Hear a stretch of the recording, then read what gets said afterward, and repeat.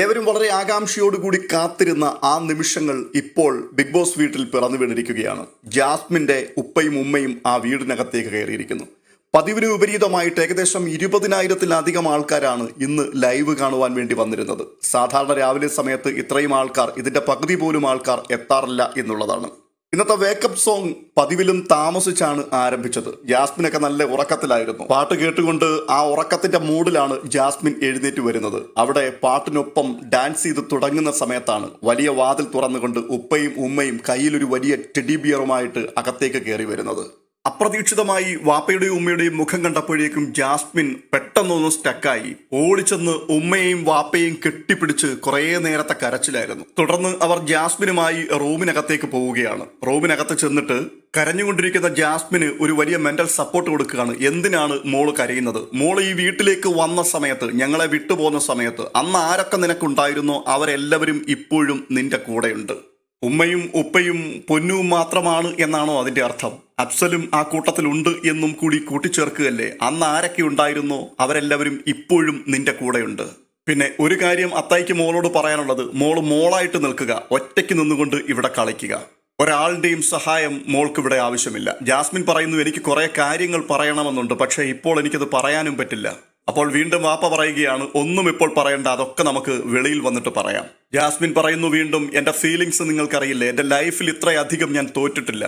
തുടർന്ന് ജാസ്മിന്റെ വാപ്പ, ഞാൻ ഉറപ്പ് തരികയാണ്, ഒന്നിനെക്കുറിച്ച് മോള് വിഷമിക്കണ്ട, വാപ്പയുടെ ഉറപ്പാണ്, നിന്റെ കൂടെ ഞങ്ങളുണ്ട്, അത് ഊരിയെടുക്കും മോളെ എന്ന് പറയുന്ന ഭാഗമാണ് കേൾക്കുന്നത്. അതെ, ഗബ്രി കൊടുത്ത ആ മാല ഊരി വാങ്ങുകയാണ്. അപ്പോഴേ ജാസ്മിന്റെ കിളി പോയി. ജാസ്മിൻ ദയനീയമായിട്ട് വാപ്പയുടെ മുഖത്തേക്ക് നോക്കുകയാണ്. വാപ്പ നിർബന്ധിക്കുകയാണ്, ഊര് മോളെ, വാപ്പയല്ലേ പറയുന്നത്, അത് ഊര്, അതിന്റെ ആവശ്യമില്ല.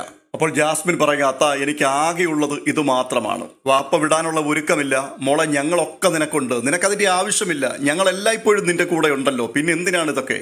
ഇങ്ങനെയുള്ള കാര്യങ്ങളെക്കുറിച്ച് ഒന്നും നീ ഓർക്കുകയേ വേണ്ട, ഇത് കണ്ടുകൊണ്ട് നീ സങ്കടപ്പെടുവാനും പാടില്ല എന്ന് പറഞ്ഞുകൊണ്ട് വാപ്പ തന്നെ അത് ഊരിയെടുക്കുകയാണ്. മാല ഊരി വാങ്ങിയതിനു ശേഷം വാപ്പ പറയുകയാണ്, മോള് ധൈര്യമായിട്ട് നിൽക്ക്, കപ്പും കൊണ്ട് മാത്രമേ വീട്ടിൽ വരാവൂ. തുടർന്ന് മോളുടെ റൂം ഏതാ, വാ നമുക്ക് അവിടേക്ക് പോകാം എന്ന് പറഞ്ഞുകൊണ്ട് ഉപ്പയും ഉമ്മയും കൂടി ജാസ്മിനെയുമായിട്ട് നെക്സ്റ്റ് റൂമിനകത്തേക്ക് കൂട്ടിക്കൊണ്ടു പോവുകയാണ്.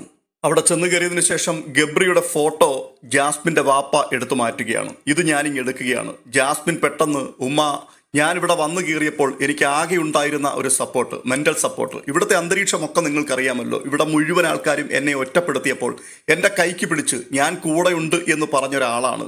അതുകൊണ്ട് ഉമ്മ എന്ന് വിളിക്കുമ്പോൾ പെട്ടെന്ന് ഉമ്മ പറയുക, അതൊക്കെ കഴിഞ്ഞല്ലോ, ആ സമയം കഴിഞ്ഞു, ആ ആള് പുറത്തു പോവുകയും ചെയ്തു, ആ അന്തരീക്ഷവും മാറി, അതുകൊണ്ട് അങ്ങനെയുള്ള കാര്യങ്ങളെക്കുറിച്ച് ഒന്നും ഇനി ചിന്തിക്കണ്ട, ഞങ്ങൾ ഇവിടെയുണ്ട്. ഉമ്മ മോടെ കൂടെ എപ്പോഴും ഈ കട്ടിൽ കിടപ്പുണ്ടെന്ന് വിചാരിക്കുക. ഉപ്പ പെട്ടെന്ന് ആ ഫോട്ടോ എടുത്ത് കാണിക്കുകയാണ്, അവരുടെ ഫാമിലി ഫോട്ടോ.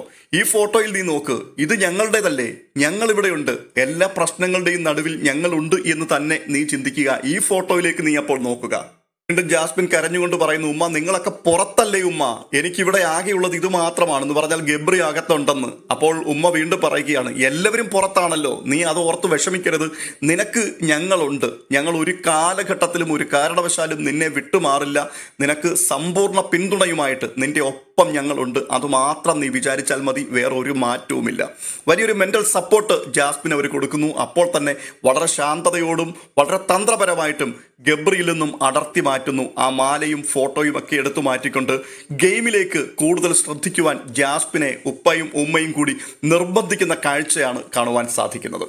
സോഷ്യൽ മീഡിയ കഴിഞ്ഞ ദിവസം ചർച്ച ചെയ്തതൊക്കെ അസത്യങ്ങളായിരുന്നു, കള്ളങ്ങളായിരുന്നു. ജാസ്മിന്റെ വാപ്പ ആ വീടിനകത്തേക്ക് കയറി ഗബ്രിയുടെ ഫോട്ടോ വലിച്ചു കീറി എറിഞ്ഞു, മാല വലിച്ചു പൊട്ടിച്ചു, ബിഗ് ബോസ് കൺഫെഷൻ റൂമിലേക്ക് വിളിച്ചു കയറ്റി, ജാഫറിന് വാണിംഗ് കൊടുത്തു, ഇങ്ങനെയൊക്കെയുള്ള ഒത്തിരി വാർത്തകൾ വന്നുകൊണ്ടായിരുന്നു. അതെല്ലാം വെറുതെ ആയിരുന്നു എന്ന് തെളിയിക്കുകയാണ്. നേരെ ഓപ്പോസിറ്റ് ആയിട്ടുള്ള ചില കാര്യങ്ങളാണ് നമുക്കിപ്പോൾ ഇവിടെ കാണുവാൻ കഴിഞ്ഞത്. മറ്റൊരു അപ്ഡേഷനുമായി വീണ്ടും എത്താം.